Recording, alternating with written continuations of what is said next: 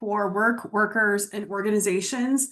This would often be something like the second chapter in a compensation textbook where we talk about some of the motivational theories that surround compensation and other kinds of rewards that people can get at work. So the overview for the chapter is we're going to talk about the social environment, and then we'll talk about the employment exchange a little bit in this video. And then the next two videos will be motivational theories. And then finally, we'll talk about societal perspectives or kind of the sociological perspective on compensation and benefits, and then the organizational environment. So in defining work, I like that this book tries to talk about what work is because they give you a definition that I think a lot of us can agree to, but that also helps give us boundaries about what we're trying to compensate for. So the book here talks about work as sustained activity for accomplishing goals, which means you can't do whatever you want. You're supposed to be doing specific things that either your organization or your supervisor or you have agreed to do. Usually you get some kind of rewards such as pay, but as we'll talk about, pay is not always the most important reward, or in different situations or for different employees, it could be one reward, but you may have to put that with other rewards to get people to help accomplish those goals. People work for both necessity and desire. A lot of you probably feel this, where you want to do a job that is valuable to you, where you can master skills, maybe even master content, material, whatever it is that you're doing in the job. But on the other hand, most of us also have to work for necessity. So we're balancing that compensation and benefits with other kinds of what we would call intrinsic motivators, things that we do because we are internally interested in them. They interest us. They are fun for us. We're curious about them, that sort of thing. But work continues to evolve with societal changes, and we'll talk a little bit about that in this video.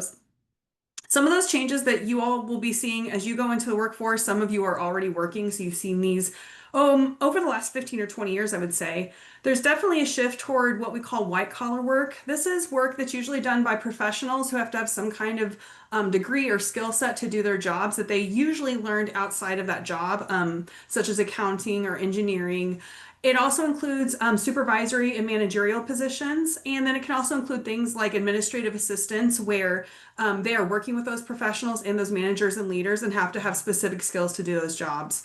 And then a lot of you have probably noticed we're very much a service economy in the United States, where a lot of the money that our country makes comes from services that people provide others. And in fact, a lot of you are or will be working in the service industry, and your service might be things like consulting, accounting, where they do auditing. Some of you might be managers or other kinds of leadership in an organization where you're managing people.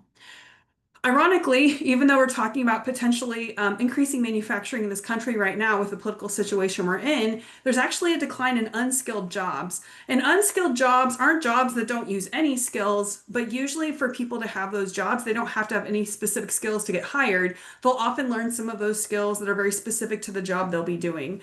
So a really classic example is factory work or manufacturing, where people didn't necessarily learn how to use the machines they'll be working with until they got the job, and then they did training within the organization they're working in to work on the specific machines to do the specific jobs that they were hired to do.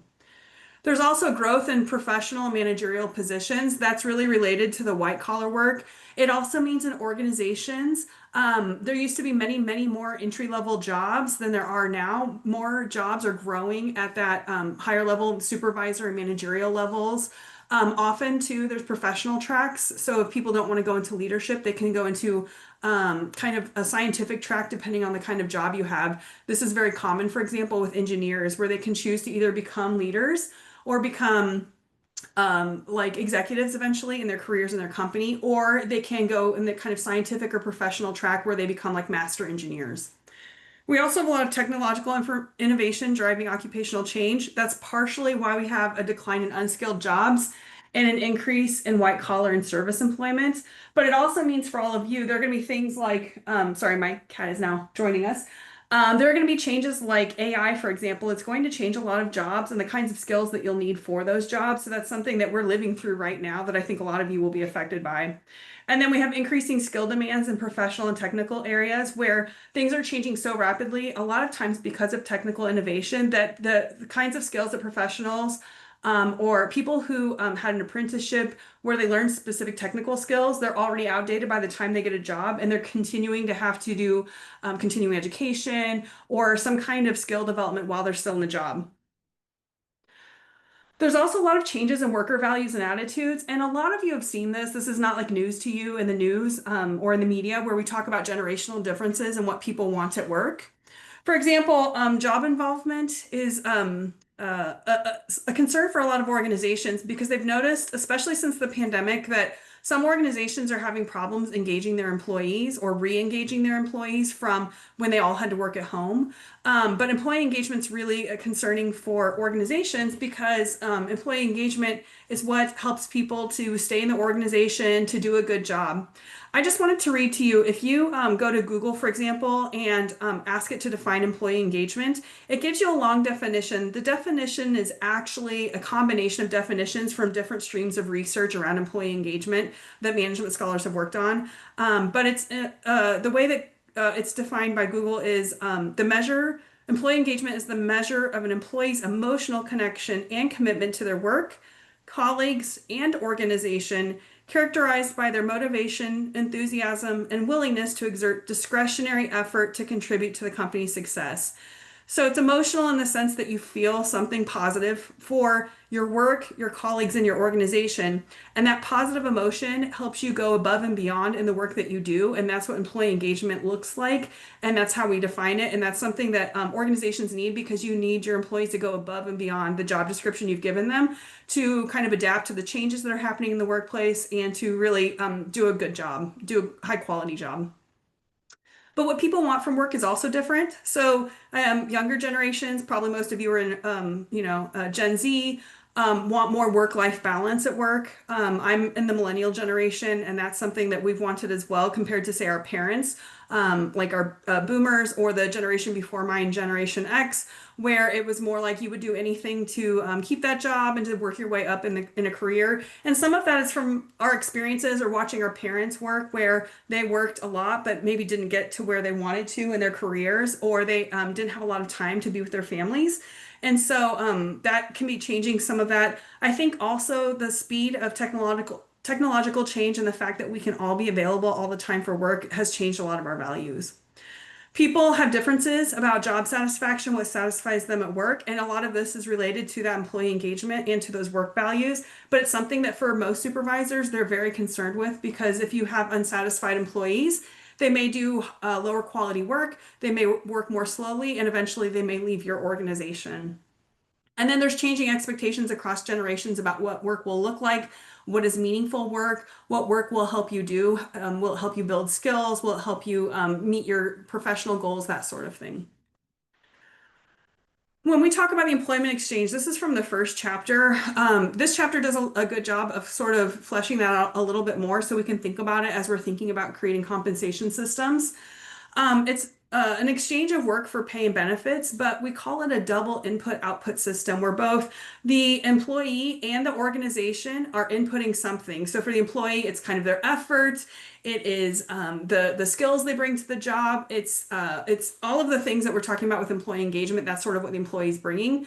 But the organization's also inputting. They're giving you a space to work. They're giving you the resources and materials you need to work. They're giving you challenging assignments, that sort of thing. And then both parties get outputs as well, where the employee gets money, they get compensation, they get benefits, they might get work that helps them develop skills, they might get meaningful work, and then the organization gets employees who can work together in teams that can produce the product or service that they sell, that sort of thing. But it is a perceptual process. What is valuable differs by party, and this is where a lot of you, as you become leadership in your organization and or become supervisors, that your job is to find out what your employees value because that's how you determine what compensation and benefits and what other rewards you can give your employees to get them more engaged and to help them, go above and beyond at work. And then one thing I like about this book, since it's kind of an economic textbook, they talk a lot more about the employment exchange than we would usually learn in an HR textbook. But they do talk about short-term exchanges are very carefully specified. And what they mean by short-term exchanges are generally exchanges in which the employment is in a contract. So For example, at the university here, instructors sign yearly contracts. And so it's much more specified what they're supposed to do, what they're responsible for, because it's a shorter length of time. So you can specify what's going to happen because there aren't going to be very many changes to the job or what the worker is expected to do within a short time frame. But most of us will probably work under kind of long-term exchanges where there's not a formal contract, but you continue your employment as long as you want in the organization, or they continue their relationship with you until either they lay off people or for some reason you're not meeting their standards for the job. In that case, it's less defined and more implicit because things are going to be changing the longer term that you work in that organization. With technological changes, the work may change, the mission, vision, and values for that organization may change, and they'll need employees who can adapt to those changes, and that's why it's less specified. So, what are organizations looking for? When we have those inputs on that employment exchange, they're looking for employees that will join and remain members of the organization. I will say, though, and this is my own personal perspective, I think a lot of organizations spend so much more time trying to get people to join the organization that they sometimes neglect using compensation and benefits to help people remain in an organization. And if you've ever seen the kinds of numbers it costs to replace an employee who leaves, for entry-level employees, it can be something like 50% of their pay to a full year's pay. But when you're thinking about kind of leadership levels or even professionals, it can be many more times the amount of compensation and benefits that they get each year. To kind of replace that person. So that's something that I think organizations neglect to think about, but it's really important. They also expect employees to carry out their job assignments dependably, meaning you can't have kind of variations in quality. You need to be doing high quality work, you know, constantly. You achieve beyond the job requirements. That's that discretionary effort that was an engagement where you go above and beyond your job. Cooperating with others, especially because a lot of this work will be done in teams. Protecting the organization. So, cybersecurity, protecting its secrets, letting managers know if something's going on to help kind of fix that situation.